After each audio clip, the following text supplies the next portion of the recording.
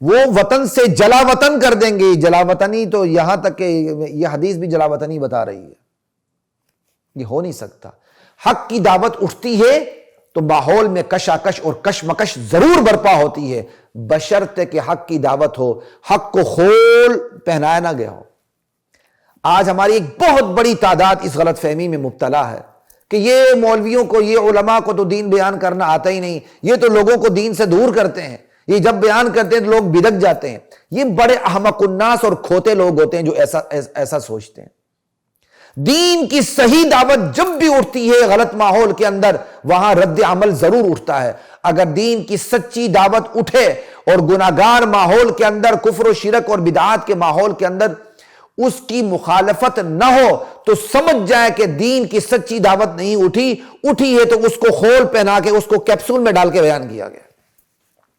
اور سے دراز کی بات ہے، میں یہ کئی دفعہ بیان کر چکا ہوں. ہمارے ایک تبلیغی ساتھی تھے، ہیں اللہ ان کو زندگی دے، بڑے نیک انسان ہیں. وہ بچپن میں، میرا لڑکپن کا دور تھا، مجھے کہتے تھے ہم میں اور آپ میں فرق یہ ہے، آپ توحید کھل کے بیان کرتے ہیں، ہم توحید کو کیپسول میں ڈال کے دیتے ہیں. میں آج کہتا ہوں کیپسول والی توحید کیپسول میں رہتی ہے، باہر نہیں نکلتی. یہ حدیث کیا بتاتی ہے؟ ورقہ بن نوفل کیا بتا رہے ہیں؟ حق کی دعوت اٹھتی ہے غلط ماحول کے اندر تو اس کی مخالفت ضرور ہوتی ہے. اگر آج کوئی یہ سمجھتا ہے حق کی دعوت ایسے اٹھے تاکہ کسی کا دل نہ دکھے، آگے سے مخالفت بھی نہ ہو، اور جہاں مخالفت ہو رہی ہے وہ مولوی صاحب غلط طریقہ اختیار کر رہے ہیں، خدا کی قسم ایسا بندہ احمق اور کھوتا ہے، اسے پتہ ہی نہیں دین کسے کہتے ہیں. وہ تو انبیاء کے طریق پر اعتراض کر رہا ہے، نبی کی سیرت پر اسے اعتراض ہو رہا ہے. کیا اللہ کے نبی کو مکے کے اندر مشکلات کا سامنا کرنا نہیں پڑا؟ کیا طائف میں نبی علیہ السلام لہو لہان نہیں ہوئے؟ صرف الا اللہ کی ضربے اللہ کے نبی لگاتے تو کبھی بھی آپ لہو لہان نہ ہوتے، لیکن الا اللہ سے پہلے آپ نے لا الہ الا اللہ کی ضرب لگائی تھی جس کی وجہ سے آپ لہو لہان ہوئے. میں اس پر زور دے کے اس لیے کر رہا ہوں معذرت کے ساتھ، ہمارے ہاں صوفیوں کی اور بعض تبلیغی بھائیوں کی اور بعض احمق الناس لوگوں کی یہ غلط فہمی ہے کہ دین ایسا بیان کرو کہ اگلے کو تکلیف بھی نہ ہو اور آگے سے مخالفت بھی نہ اٹھے. یہ دونوں باتیں غلط ہیں. دین آپ نے من وعن خالص بیان کرنا ہے اور آپ نے کسی کو طنز نہیں کرنا، شریعت کے دائرے میں بیان کرنا ہے. اگر دین کو بیان کرتے ہوئے مخالفت ہو، کسی کا دل دکھے تو اس میں بیان کرنے والے کا کوئی قصور نہیں. جس کا دل دکھا ہے اس کا قصور ہے، جو مخالفت کر رہا ہے اس کا قصور ہے. میں فوکس کر کے بات دوبارہ اس لیے کر رہا ہوں، یاد رکھیے آج بہت سے لوگ علماء کو اس پیمانے پر خود ساختہ کسوٹی پر تولتے ہیں. ان کی خود ساختہ کسوٹی، میں اس کو لکھ بھی لوں تاکہ کہیں یہ مجھ سے مس نہ ہو جائے.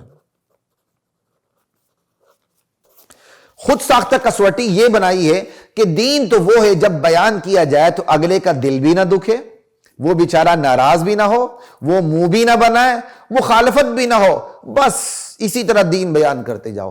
پہلی بات تو یہ کہ وہ دین بیان ہی نہیں کر رہا، وہ لطیفے بیان کر رہا ہے، وہ شلوکے بیان کر رہا ہے، وہ کہانیاں بیان کر رہا ہے، وہ نانی دادی اماں کے قصے بیان کر رہا ہے، وہ ابا جی کے خواب اور کرامات بیان کر رہا ہے. خدا کی قسم وہ دین بیان نہیں کر رہا. اگر بالفرض وہ دین بیان کر رہا ہے تو خدا کی قسم پھر وہ دین جس طرح بیان کرنے کا حق ہے اس طرح بیان نہیں کر رہا. وہ دین کو چھپا کے بیان کر رہا ہے. دین کو اس نے دین پر خول ڈالا ہوا ہے، دین کو اس نے کیپسول میں ڈالا ہوا ہے، دین کو چھپایا ہوا ہے، اس طرح بیان کر رہا ہے، اس لیے اس کی مخالفت نہیں ہو رہی. ہاں ایک پورا توحید کا ماحول بنا ہوا ہے، آپ دین بیان کرتے ہیں مخالفت نہیں ہوتی تو بات سمجھ میں آتی سارے لوگ صحیح ہیں. لیکن جہاں کفر و شرک کا ماحول ہو، بدعات کا ماحول ہو، آپ دین بیان کریں مخالفت نہیں ہوتی. اول تو آپ نے دین بیان کیا نہیں ہے، اور اگر آپ نے دین بیان کیا تو آپ نے ادھورا دین بیان کیا، آپ نے اتنا ہی دین بیان کیا ہے جس کی وجہ سے آپ کو اذیت کا سامنا نہ کرنا پڑے.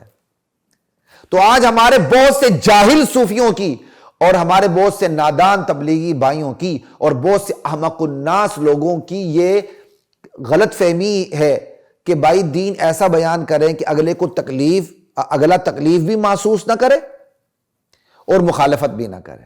اگر آپ کی یہی کسوٹی ہے تو پھر مشرکین مکہ کو تکلیف بھی نہیں ہونی چاہیے تھی، مخالفت بھی نہیں ہونی چاہیے تھی. ہاں یہ بات ضرور ہے کہ دائی دعوت کو منہ پر نہ مارے. دائی دعوت دے، دعوت دینا اور چیز ہے، دعوت کو منہ پہ مارنا الگ چیز ہے.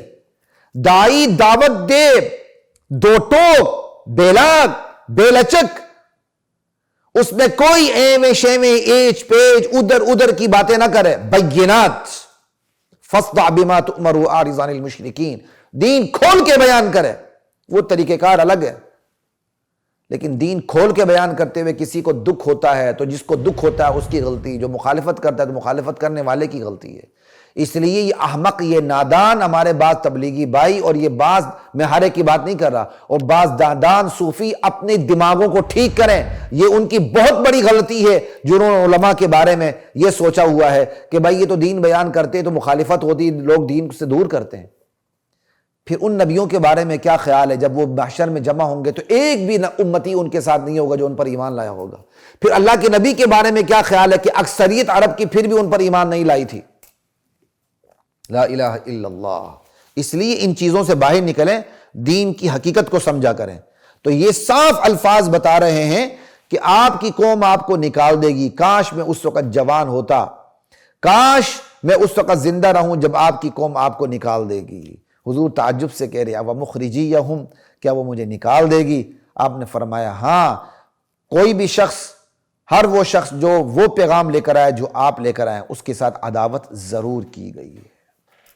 وَإِن يُدْرِكْنِي يَوْمُكَ أَنْصُرْكَ نَصْرًا عَزِيزًا، اگر مجھے پا لیا آپ کے زمانے میں، یعنی مجھے آپ کا زمانہ مل گیا جس میں آپ دعوت دیں گے، نبوت کا پیغام پہنچائیں گے، أَنْصُرْكَ نَصْرًا عَزِيزًا، میں آپ کی بھرپور مدد کروں گا. نصراً مؤزرا، نصراً مؤزرا، میں آپ کی بھرپور مدد کروں گا. اللہ اکبر، لا الہ الا اللہ.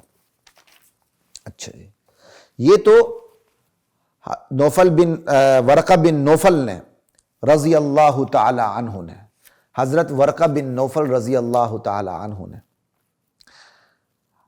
آپ کو خبر بھی دے دی کہ آپ کے ساتھ کیا ہونا ہے، کیونکہ وہ فارمولے کی روشنی میں خبر دے دی. ٹھیک ہے، اور اپنی تمنا کا اظہار بھی کر دیا کہ کاش میں اس وقت زندہ رہوں، میں آپ کی مدد کر سکوں. پہلی بات یہ ہے، میں نے پہلے ہی رضی اللہ تعالی عنہ کہہ دیا کہ اللہ تعالیٰ کی نبی کی نبوت کو یہ اعزاز بھی حاصل ہے کہ ان کی تصدیق اہل کتاب کے بہت بڑے نصرانی نے، جو نصرانی ہو چکے تھے، دین حق کو قبول کر چکے تھے، ورقہ بن نوفل نے تصدیق کی.